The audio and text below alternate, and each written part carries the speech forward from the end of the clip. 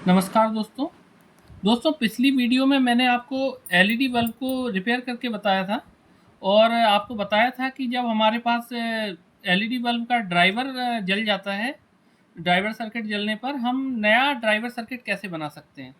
दोस्तों, आज के वीडियो में मैं आपको बताऊंगा कि आप जो ख़राब ड्राइवर सर्किट को कैसे, किन स्टेप्स को फॉलो करके ईजी तरीके से आप इसको रिपेयर कर सकते हैं। तो सबसे पहले जब ड्राइवर सर्किट की स्टार्टिंग होती है 220 वोल्ट सप्लाई से, जहाँ पे हमारा फेस और न्यूट्रल रहता है, इस पे हमें सीरीज में एक फ्यूजेबल रेजिस्टेंस मिलता है दोस्तों। इस फ्यूजेबल रेजिस्टेंस में जब आप मल्टीमीटर को कंटिन्यूटी की मोड पे रखेंगे तो इसमें कंटिन्यूटी आनी चाहिए। ये बहुत ही कम वैल्यू का 10 ओम से लेके 100 ओम की के बीच में इसकी वैल्यू रहती है। तो इसमें ये ज़्यादातर शॉर्ट आपको दिखाएगा। अगर ये ओपन हो जाता है तो हमारा आगे सप्लाई पास नहीं होता है।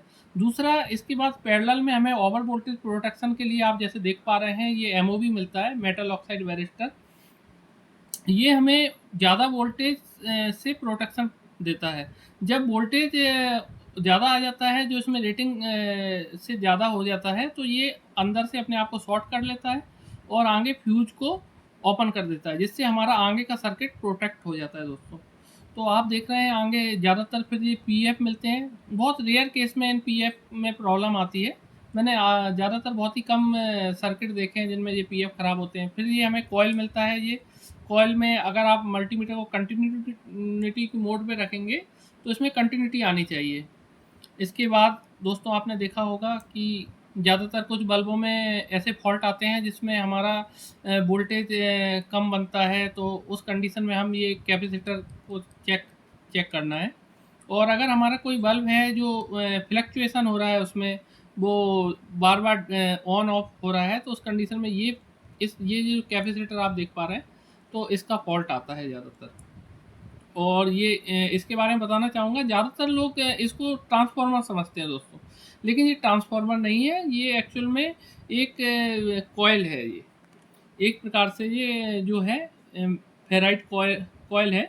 तो इस कॉइल को हम यूज करते हैं एलईडी बल्ब में। तो इसको जब हम मल्टीमीटर को कंटिन्यूटी की मोड पे चेक करेंगे तो इसमें भी हमें कंटिन्यूटी की आवाज़ सुनाई देनी चाहिए दोस्तों। इसके अलावा मैं आपको दिखाना चाहता हूँ कि एसी को डीसी में कन्वर्ट करने के लिए ब्रिज रेक्टिफायर आईसी का यूज होता है। तो इस आईसी को जब आप मल्टीमीटर को कंटिन्यूटी की मोड पे रखते हैं, तो किसी भी 2 पिन पे आप रखेंगे तो उनमें किसी में भी बीप की आवाज़ आपको नहीं आनी चाहिए। अगर ऐसा होता है तो ये आईसी बिल्कुल सही है।